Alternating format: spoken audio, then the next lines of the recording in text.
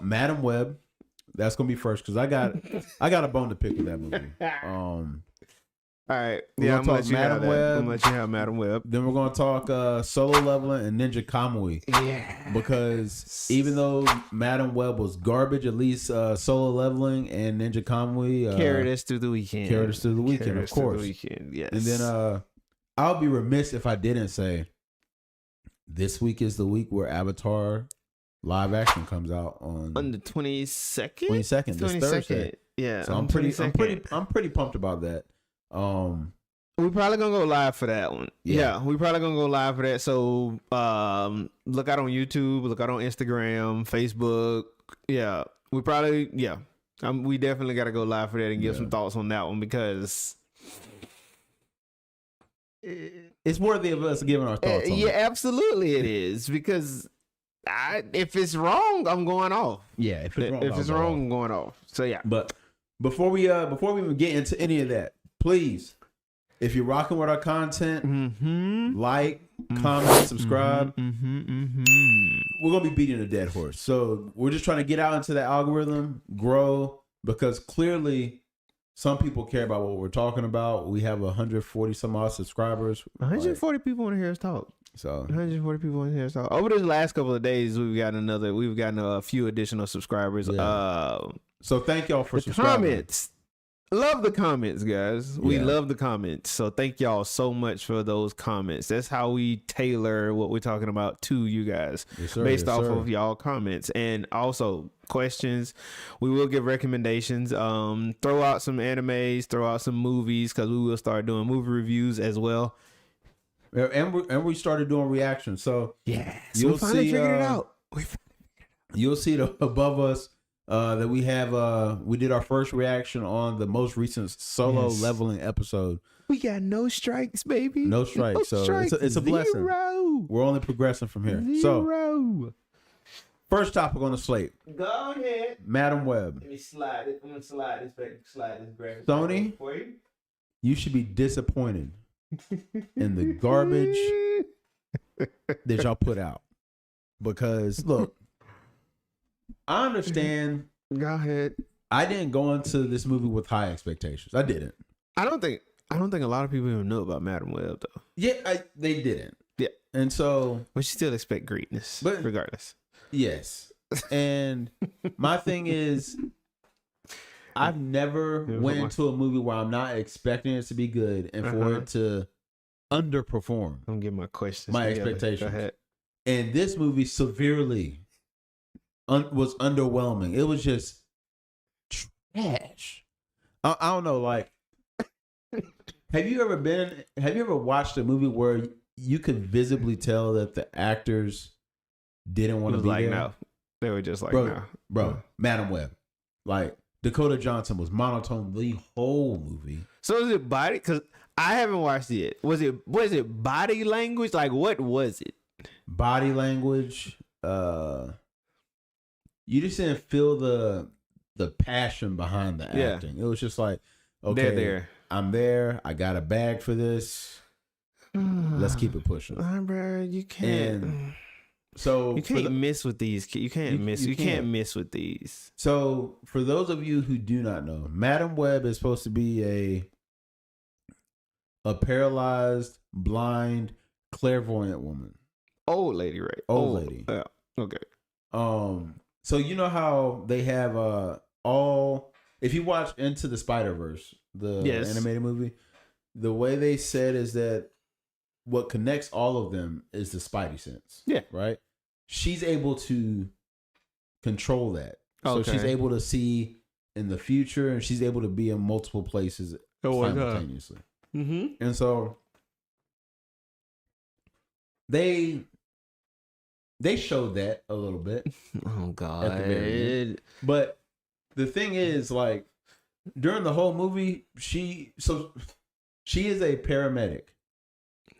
She's there to help people. Sure, she's young. The whole time during the movie, she did not want to be bothered with these girls that I don't want to. You can't even call him a Spider-Man. He looked like Spider-Man, but this guy that was trying to kill him. Yes, I was like, that's really counterintuitive. Like, you're in a job to protect people, yet you don't want to protect these girls. You just want to pin them off on their parents. So let me ask this question: this is an origin movie, right?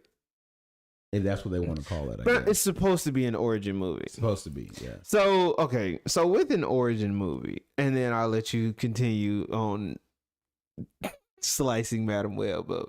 In an origin movie, I think all of us out there understand this one thing. An origin movie is probably the easiest movie to make. Yes, it is. Because you really can't fuck it a up. Sequel, the 3-part, the 4-piece, those become harder. But an origin film is the easiest one because you have everything there. Yeah. That's why we have so many different Wolverine movies. But how do you jack up an origin movie? That's what I want to know, Sony. How do you jack up an origin movie when you literally have? If you just go by the script, if you just go by the straight comic book, it's gonna pan out. Bro, it was just so. It was so weird. It was. Oh God. So I don't even know if I want to watch it now. During every superhero movie, you get the powers. You go through this little training montage where you figure out and master, right? Some you might push back on a little bit and be like, I don't want to do it, but then you still end up doing it anyway. Yeah. Okay, yeah. So during the movie, her powers kick in. Mm-hmm. She's freaking out about what's going on, which got that. Understandable. You never experienced it before, and now you're going through it. Of course, it's going to freak you out. Yeah. Miraculously, she was like, "Oh, I have to go to Peru because that's where my mom died." Okay. And that's where the spider tribe people are at. Okay. And then she happens to meet this guy, which I don't even know how she knew where she was going at this point in the woods. God. But she meets the guy that birthed her, essentially. And he takes her to this sacred lake or sacred pond. Pushes her into the pond. She comes out of the pond and automatically knows how to use her powers. I said, no. What is this? No. Look, no. Really? No, what is this? No. So they skipped over the entire training montage. Yes. Because there was no training montage. There was no training montage. With the training montage, that's what pulls the audience in. Yeah, because I'm gonna be honest with you. She is a very unlikable character in this movie. Oh God. Like I didn't like her whatsoever. Jesus. And in the comics, she gets her blindness from she's born with the disease. Yes. So that's how she gets her blindness and she's paralyzed. It's a genetic abnormality. In this movie, they reference the genetic abnormality, but her mom went to Peru to get bit by the spider so that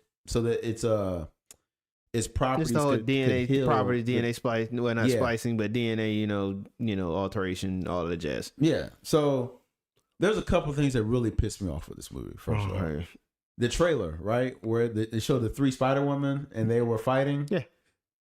That's all you got from them. Other than that, it's these 3 girls just following Dakota Johnson the whole movie.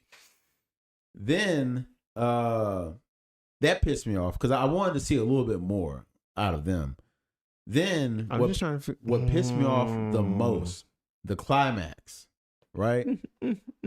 She's fighting the spider guy. She gets knocked into the water, right? Yeah. They set off fireworks in the building so they can kind of like trap him in and have him burn alive in there. So she gets knocked into the water, right? And at this point, she's probably like 8 feet deep in the water. And a firework just goes off, lands in the water. Now, keep in mind, this firework is traveling 8 feet into the water.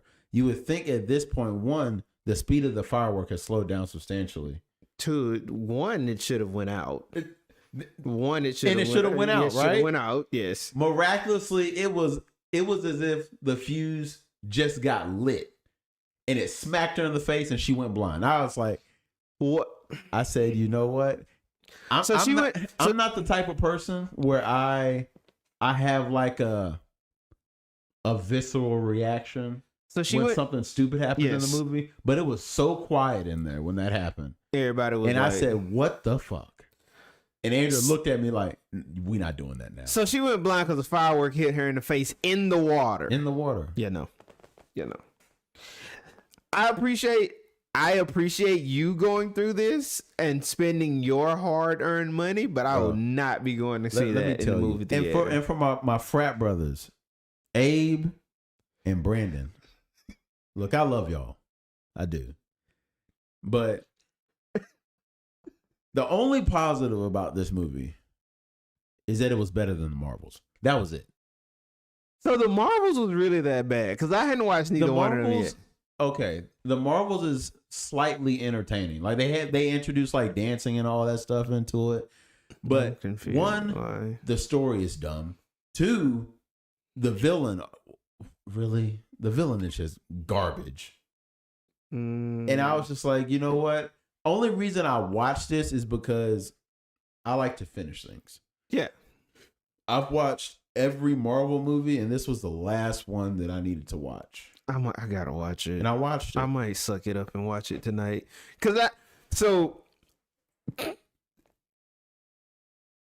I use you. Thank you. I'm the guinea pig. That's all you had to say. I'm the guinea pig. I base when I'm gonna watch a movie after you be like, bruh, that movie was good, or bruh, that movie was ass. Bruh, like, cause I didn't watch Thor. I didn't watch I didn't watch the last Love and Thunder. Love and Thunder until you told me about it. But for people that defend this movie, what, Madame Webb? Madame Webb, Marvels, hell, Phase 4. Yeah, of Marvel. Phase 4. Yeah, I think it's Phase 4. You're a garbage individual because it's not. There's no originality anymore, bruh. That's somebody just talked about that on TikTok. They compare Phase 1, Phase 2, Phase 3, Phase 4. They compared all of the movies, and they were basically saying like, there's no originality in the Marvel movies now. Like everything is repetitive. Everything is now like you can know what's going to happen in the movie before it even actually takes place. Yeah. And that's why I go back to my previous statement. When you're creating origin films, it's not hard. It's not hard. Even if you want to add in little tidbits of your own, like whatever, that's perfectly fine. But to capture the audience that knows what's going on with these characters, to capture the audience, follow the script. And bro, that is follow the script. And me and my dad were literally having a conversation about this last night. Superhero movies are not hard to do. No, absolutely not. They're not. You got a cult following. Yes. From comics. Yes. Still shot. You got the script. You have the script. You have the script in front of you. Now you don't have to adapt all of it, but adapt the stuff that you know is take 70%. Take 70%. If you take 70% of it, you're gonna get a win, bro. Because it wasn't until when Marvel started doing like this virtue signaling. You know what? It happened. The downfall of Marvel for me happened at that one scene in Endgame. Oh, it was before that for me. The downfall for me with Marvel happened with Guardians of the Galaxy 2. To me, that was Guardians of the Fields. Like it was Guardians of the Fields. Like it was him, his dad, ego, da da da da. Didn't Endgame come out before that? I think it did. That came out before. That came out before. Okay, that came out before Endgame. Bro. But that's when I noticed, like, me and my old coworker from Verizon that was talking about. Shout out Eddie. We was talking about that, and it was like, bro, this is Guardians of the Feels. This is Guardians of the Feelings. Bruh. Because that's what it was, and I'm like, okay, I'm noticing that things are starting to change, and then it got more and more bright. More bright. It got, and no offense when I'm about to say this. No offense. Oh, I love my ladies. I really do. But when in that scene in Endgame where it just was that big girl power scene. Yeah. And I was like, oh, this is the direction that they're going to go. Yeah. Oh, it's about to be bad because She-Hulk was garbage. Yeah, She-Hulk was ass. She-Hulk was ass. I'm going to say this, and I know it's going to ruffle some feathers because when I told my dad this, he was like, really? For me, Wakanda Forever was bad. For me, Wakanda Forever was bad. Let me think. So it could have been better. It could have been way better. It wasn't terrible. It wasn't okay. So it wasn't terrible, but it could have been better than what it was if they weren't solely focused. If you were focusing on, sorry to cut you off. No, you good. If you were solely focusing on the story and less quote unquote, and I'm not misogynistic, but I'm going to say this anyway. Focus less on the girl power. The movie would have been epic. I feel like it would have been epic. Okay. But by focusing on that, it kind of took away from the storyline of the movie. So I agree. Her constant battle is what got me the most. Bro, okay. And that was my issue. Like, okay. It was I the battle. Understand. Pick one. And let's roll. I understand, like, cool, your brother just died. He was. And we are kind of segueing off, but it's all good.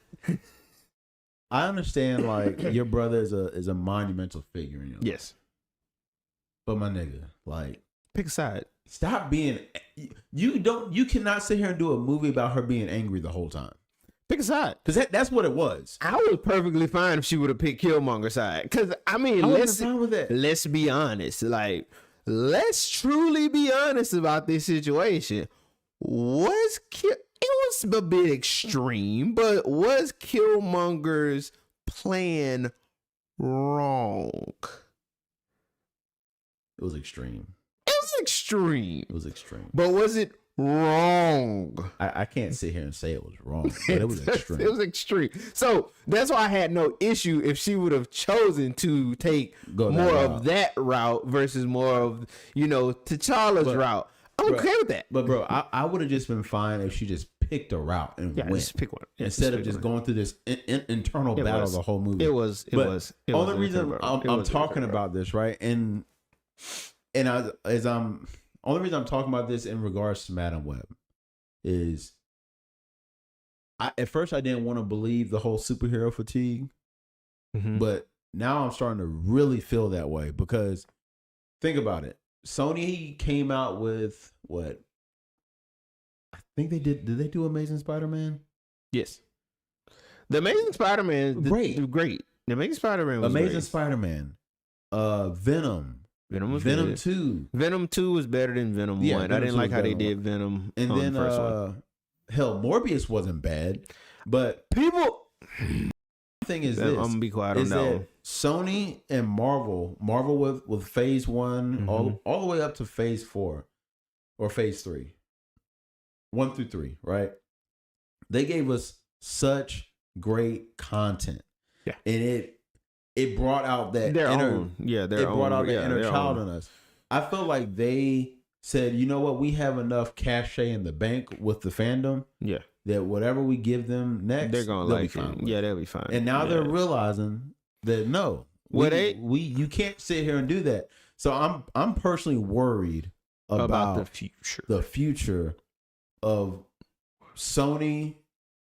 I was already worried about Marvel, but the only thing that can save Marvel in my personal estimation, they gotta go back to scripts. For Deadpool. me, Deadpool. Yeah. Deadpool and Wolverine because it's rated R. And we all know Deadpool is raw as hell. But I'm gonna say this, and then we can move on to the next topic. Marvel for the future has to go back to the scripts, take 70% of it, other 30% make it your own. Yeah. But they also Marvel jacked up when they messed up the Hulk. That's when they jacked it up.